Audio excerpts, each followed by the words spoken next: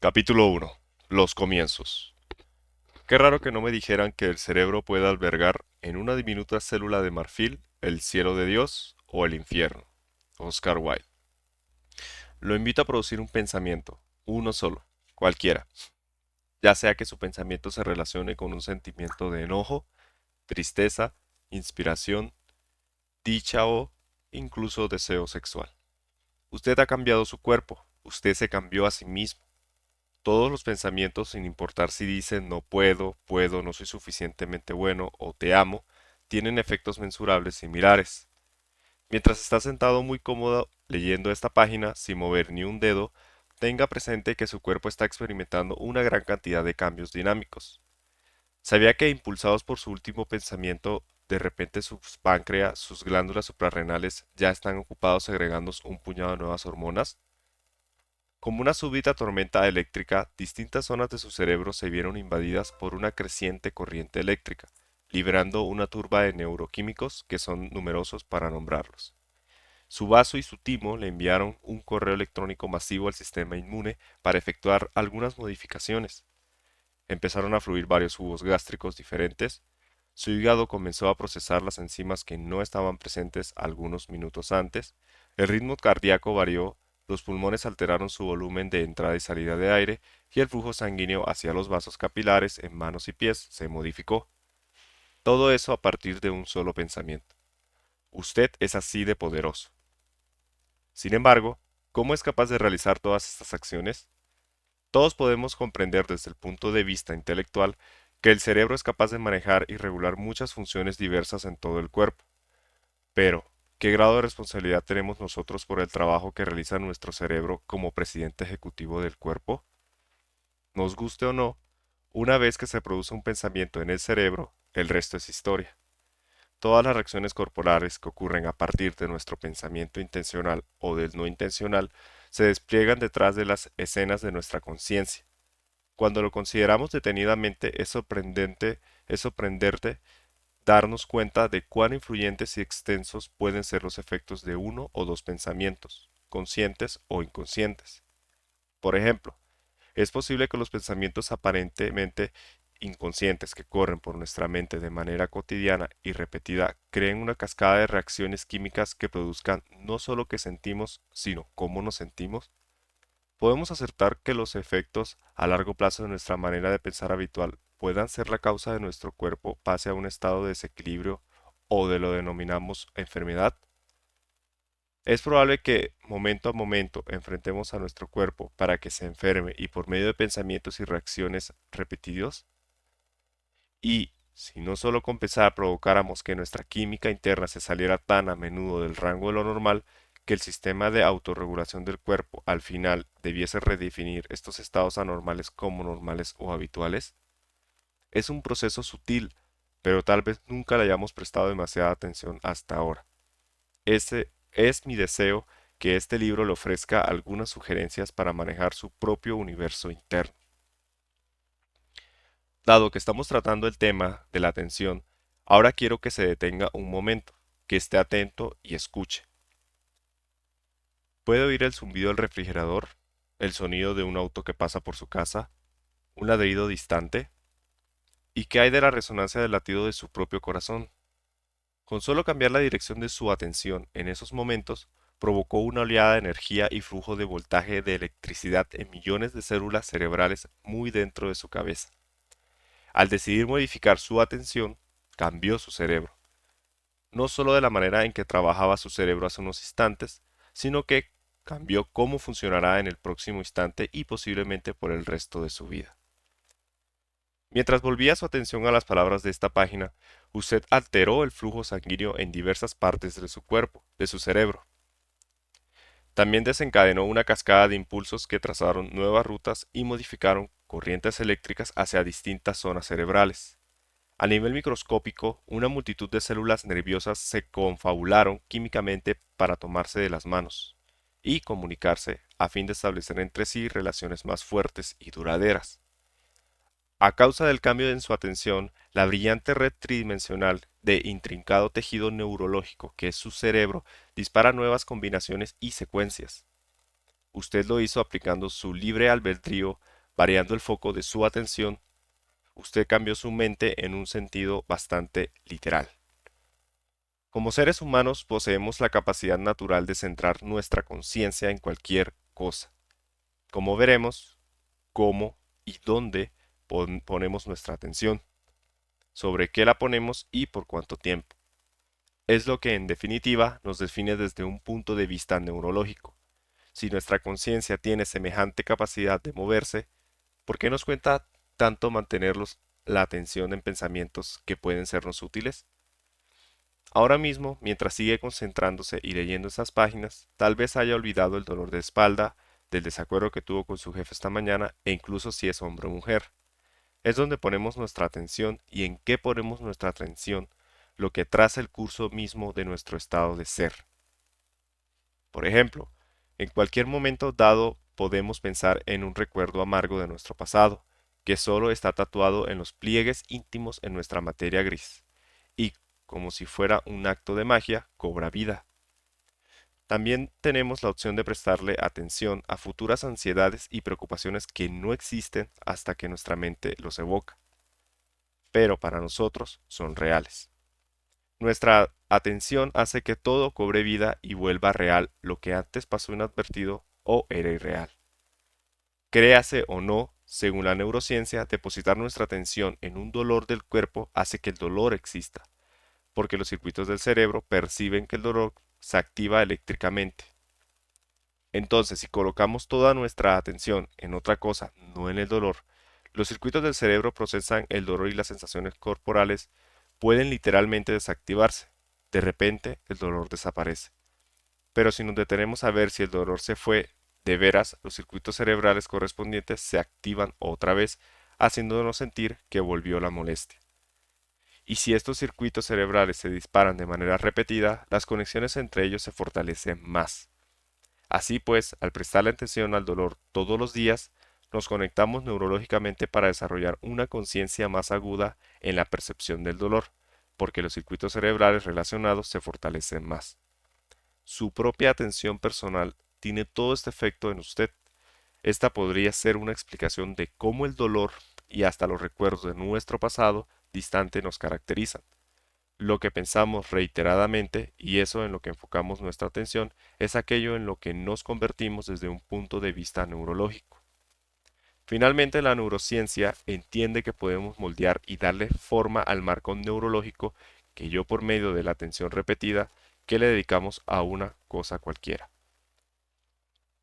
Todo lo que nos constituye, el tú y el yo, nuestros pensamientos, sueños, recuerdos, esperanzas, sentimientos, secretas fantasías, temores, aptitudes, costumbres, dolores, alegrías, se encuentran grabados en el enrejado viviente de nuestras 100.000 millones de células cerebrales. Para cuando haya leído hasta aquí, usted habrá cambiado su cerebro de manera permanente. Si aprendió, aunque sea un mínimo de información, diminutas células cerebrales habrán hecho nuevas conexiones entre sí y habrá alterado quién es usted. Las imágenes que estas palabras crearon en su mente dejaron huellas en los vastos e infinitos campos del paisaje neurológico que es esa identidad denominada usted. Y esto sucede porque el usted, como ser sensitivo, está inmerso y existe en verdad en la red eléctrica interconectada de tejido celular del cerebro. El modo en que sus células nerviosas están específicamente acomodadas o conectadas neurológicamente sobre la base de que aprende, que recuerda, que experimenta, que vislumbra para sí mismo, que hace y que piensa de sí mismo, es lo que lo define a usted como individuo. Usted es una obra en construcción. La organización de las células cerebrales que constituyen quién es usted fluye constantemente. Olvide la noción de que el cerebro es estático, rígido y fijo. Por el contrario, nuestros pensamientos y experiencias continuamente remoldean y reorganizan las células cerebrales. Desde el punto de vista neurológico, somos transformados de manera permanente por los interminables estímulos del mundo. En lugar de imaginar las células nerviosas como palitos sólidos e inflexibles reunidos para construir la materia gris de su cerebro, lo invito a considerarlas como patrones danzantes de delicadas fibras eléctricas en una red animada, que se conectan y se desconectan todo el tiempo. Esto se acerca mucho más a la verdad de quién es usted. El hecho de que usted pueda leer y comprender las palabras de esta página se debe a las múltiples interacciones que ha tenido a lo largo de su vida. Distintas personas le enseñaron, lo instruyeron y en esencia cambiaron su cerebro microscópicamente. Si acepta la noción de que el cerebro sigue cambiando mientras lee estas páginas, con facilidad podrá ver que sus padres, sus maestros, sus vecinos, sus amigos, sus familiares y su cultura han contribuido a quién es usted en la actualidad. Son nuestros sentidos a través de nuestras diversas experiencias lo que nos escriben en la tabla de nuestra mente la historia de quiénes somos. Nuestra maestría está en ser los sutiles conductores de esta orquesta maravillosa del cerebro y la mente, y como acabamos de ver, podemos dirigir los asuntos de la actividad mental. Ahora, vamos a cambiar su cerebro un poco más todavía. Quiero enseñarle una nueva destreza. Estas son las instrucciones. Mírese la mano derecha, tóquese el dedo pulgar con el meñique y después tóquese el pulgar con el índice. Luego tóquese el pulgar con el anular y por último el pulgar con el dedo mayor. Repita el procedimiento hasta que pueda hacerlo de manera automática. Luego hágalo más rápido, que los dedos se muevan más aceleradamente sin cometer errores. Al cabo de unos minutos de prestar atención, debería poder dominar la acción. Para comprender bien el movimiento de los dedos, usted tuvo que salir de su estado de descanso, pasar de la relajación y la lectura a un estado más elevado de conciencia y atención. Voluntariamente reanimó un poco su cerebro, aumentó su nivel de atención por medio de su libre albedrío intencionalmente. Para poder recordar esta destreza también tuvo que aumentar el nivel de energía del cerebro. Activó el regulador de intensidad de la lamparilla siempre encendida de su cerebro y esta ahora brilla más. Usted se motivó y su elección de hacerlo encendió su cerebro. Aprender y realizar la actividad le requirió ampliar su nivel de conciencia. Al haber aumentado el flujo sanguíneo y la actividad eléctrica en distintas áreas de su cerebro, usted pudo estar más presente en lo que estaba haciendo. Le impidió al cerebro deambular por cualquier otro pensamiento, a fin de poder aprender una nueva acción, y este proceso necesitó energía. Usted cambió la disposición de millones de células cerebrales activadas en diversos patrones, su acto intencional precisó voluntad, enfoque y atención.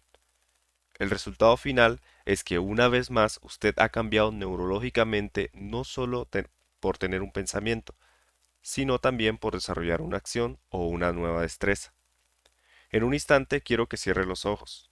En esta oportunidad, en lugar de hacer físicamente el ejercicio de los dedos, quiero que practique esta misma acción en su mente, es decir, recuerde lo que hizo unos momentos atrás, y mentalmente toque cada dedo del modo que le indiqué antes. Pulgar con meñique, pulgar con índice, pulgar con anular y pulgar con dedo mayor. Ensaye mentalmente la actividad sin hacerla físicamente. Practíquelo un par de veces y después abra los ojos. Se dio cuenta de que mientras practicaba mentalmente su cerebro parecía imaginar la secuencia completa como la hizo en verdad. De hecho, si prestó toda su atención a lo que estaba ensayando en su mente al enfocarse en la práctica mental de esas acciones de los dedos, usted encendió el mismo conjunto de células nerviosas en la misma parte de su cerebro que habría usado si la práctica hubiera sido real. En otras palabras, su cerebro no se dio cuenta de la diferencia entre llevar a cabo la acción o recordar cómo hacerla. El acto del ensayo mental es una manera poderosa de generar y moldear nuevos circuitos en el cerebro. Recientes estudios de neurociencia demuestran que podemos cambiar nuestro cerebro con solo pensar. Entonces pregúntese, ¿qué es lo que ensaya mentalmente, piensa y, por último, lleva a cabo destinándole la mayor parte de su tiempo?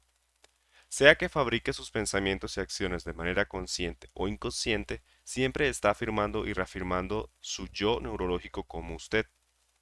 Tenga en cuenta que sin importar cuál sea el tema o la actividad a los que presta atención mentalmente, eso es lo que usted es y aquello en lo que se convierte. Mi deseo es que este libro lo ayude a comprender por qué usted es como es, cómo llegó a ser así y qué necesita para cambiar quién es mediante sus pensamientos y acciones intencionales. A esta altura tal vez se pregunte qué es lo que nos permite modificar de manera voluntaria el modo de funcionar el cerebro. ¿Dónde existe el usted y qué es lo que permite encender y apagar distintos circuitos cerebrales que luego lo harán consciente o inconsciente? El usted del que le estoy hablando vive en una parte del cerebro denominada lóbulo frontal. Y sin el lóbulo frontal, usted ya no es más usted. En la evolución, el lóbulo frontal ha sido la última parte del cerebro en desarrollarse, justo detrás de la frente y encima de los ojos. Usted guarda la imagen de sí mismo en el lóbulo frontal, y lo que guarda en este lugar especial determina su modo de interactuar en el mundo y percibir la realidad. El lóbulo frontal controla otras partes del cerebro más antiguas. El lóbulo frontal orienta su futuro, regula su conducta, sueña con sus posibilidades y lo guía a lo largo de la vida. Es el asiento de su conciencia. El lóbulo frontal es el obsequio de la evolución para usted. Esta región cerebral se adapta mejor al cambio y es el medio por el cual usted desarrolla sus pensamientos y acciones. Mi deseo es que este libro lo ayude a usar esta manera más nueva, más reciente de su anatomía cerebral para darles nueva forma a su cerebro y a su destino.